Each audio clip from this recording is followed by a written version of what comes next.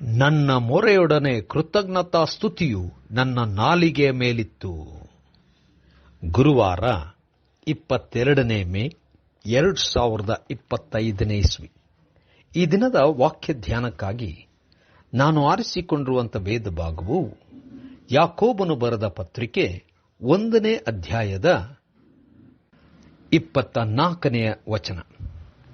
ಇವನು ತನ್ನನ್ನು ನೋಡಿಕೊಂಡು ಹೋಗಿ ತಾನು ಹೀಗಿದ್ದೇನೆಂಬುದನ್ನು ಆ ಕ್ಷಣವೇ ಮರೆತು ಬಿಡುವನು ಎಂಬುವಂಥದ್ದೇ. ಕರ್ತನಲ್ಲಿ ಪ್ರೀತಿಯುಳ್ಳ ದೇವಜನರೇ, ಶುಭೋದಯ. ದೇವರು ನಮಗೆ ಕೊಟ್ಟಿರ್ತಕ್ಕಂಥ ವಾಕ್ಯದ ಬೆಳಕಿನಲ್ಲಿ ಕೇಳುವಂಥವರು ಮಾತ್ರವಲ್ಲ, ವಾಕ್ಯದಂತೆ ನಡೆಯುವಂಥವರಾಗೋಣ. ದೇವರು ತಾನೇ ಆಶೀರ್ವದಿಸಲಿ.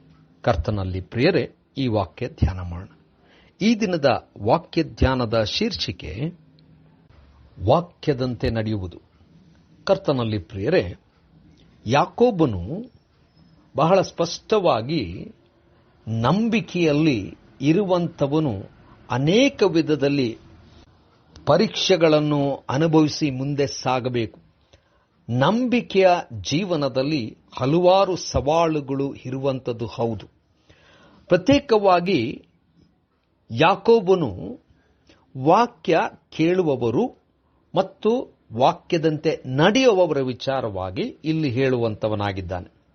ಅನೇಕರು ವಾಕ್ಯವನ್ನು ಕೇಳುವಂಥವರು ಹೌದು, ಆದರೆ ವಾಕ್ಯದಂತೆ ನಡೆಯುವಂಥವರು ವಿರಳ.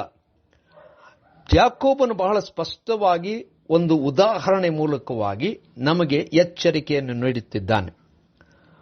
ವಾಕ್ಯವನ್ನು ಕೇಳಿ ಅದರಂತೆ ನಡೆಯದೇ ಇರುವಂಥವನು ಹೆಂಗೆ ಅಂದರೆ, ಒಬ್ಬನು ತಾನು ಕನ್ನಡಿಯನ್ನು ನೋಡಿ ಹಾಗೆ ಹೋಗಿ ಏನನ್ನೂ ಮಾಡದೆ ತಾನು ಇದ್ದಂಥ ಆ ಸ್ಥಿತಿಯನ್ನೇ ಮರೆತು ಬಿಡುವಂಥವನಾಗಿದ್ದಾನೆ. ಆದರೆ ನಿಜವಾಗ್ಲೂ ವಾಕ್ಯದಂತೆ ನಡೆಯುವವರಾದರೂ ಕನ್ನಡಿಯಲ್ಲಿ ತಮ್ಮನ್ನು ನೋಡಿಕೊಂಡಾಗ ಯಾವ ರೀತಿಯಾದಂಥ ಬದಲಾವಣೆ ಆಗಬೇಕು, ಯಾವ ರೀತಿಯಲ್ಲಿ ತಾನು ಸಿದ್ಧನಾಗಬೇಕು ಎಂಬುವಂಥದ್ದನ್ನು ಮಾಡುವಂಥವನಾಗುತ್ತಾನೆ. ವಾಕ್ಯ ಕೇಳಿ ಏನು ಮಾಡದೆ ಹೋದಾಗ ಕನ್ನಡಿಯನ್ನು ನೋಡಿ ಏನು ಮಾಡದೆ ಇದ್ದ ಸ್ಥಿತಿಯನ್ನು ಮರೆತು ಬಿಡುವಂಥ ರೀತಿಯಲ್ಲಿದೆ. ಕರ್ತನಲ್ಲಿ ಪ್ರಿಯರೇ, ದೇವರು ನಮಗೆ ವಾಕ್ಯ ಎಂಬುವಂಥದ್ದನ್ನು ಕನ್ನಡಿಯಾಗಿ ಕೊಟ್ಟಿದ್ದಾನೆ. ಅದು ನಮ್ಮ ಸ್ಥಿತಿಯನ್ನು ತೋರಿಸುವಂಥದ್ದಾಗಿದೆ. ಆ ವಾಕ್ಯವು ನಮ್ಮನ್ನು ಬದಲಾಯಿಸುವಂಥದ್ದಾಗಬೇಕು. ಬದಲಾಯಿಸುವಾಗ ನಾವು ವಾಕ್ಯದಂತೆ ನಡೆಯುವಂಥವರಾಗುತ್ತೇವೆ. ನಡೆಯುವಂಥವರಾಗುವಾಗ ಆಶೀರ್ವದಿಸಲ್ಪಡುತ್ತೇವೆ. ವಾಕ್ಯವನ್ನು ಕೇಳಿ ಕೂಡ ಏನನ್ನೂ ಮಾಡದೆ ಬದಲಾವಣೆ ಇಲ್ಲದೆ ಇರುವುದಾದರೆ ಬರೀ ಕೇಳುವಂಥವರಾಗಿದ್ದೇವೆ, ನಡೆಯುವಂಥವರಲ್ಲ. ಇದನ್ನು ದೇವರು ಮೆಚ್ಚುವುದೇ ಇಲ್ಲ. ನಾವಾದರೂ ವಾಕ್ಯವನ್ನು ಕೇಳಿ ನಮ್ಮನ್ನು ಬದಲಾಯಿಸಿಕೊಂಡು ಅದರಂತೆ ನಡೆಯುವಂಥ ಪ್ರಯತ್ನ ಮಾಡೋಣ. ಆತ್ಮನು ತಾನೇ ನಮಗೆ ಬಲವನ್ನು ಕೊಡುತ್ತಾನೆ. ಕರ್ತನೆ ದಯಮಯ ಸ್ವಾಮಿ, ನಿನ್ನ ವಾಕ್ಯವನ್ನು ಕೇಳುವುದು ಮಾತ್ರವಲ್ಲ, ಅದರಂತೆ ನಡೆಯಲು ನಮಗೆ ಬಲವನ್ನು ಅನುಗ್ರಹಿಸಿಕೊಡು. ಯೇಸುವಿನ ನಾಮದಲ್ಲಿ ಪ್ರಾರ್ಥನೆ ಬೇಡಿದೆವು ತಂದೆಯೇ, ಆಮೆನ್.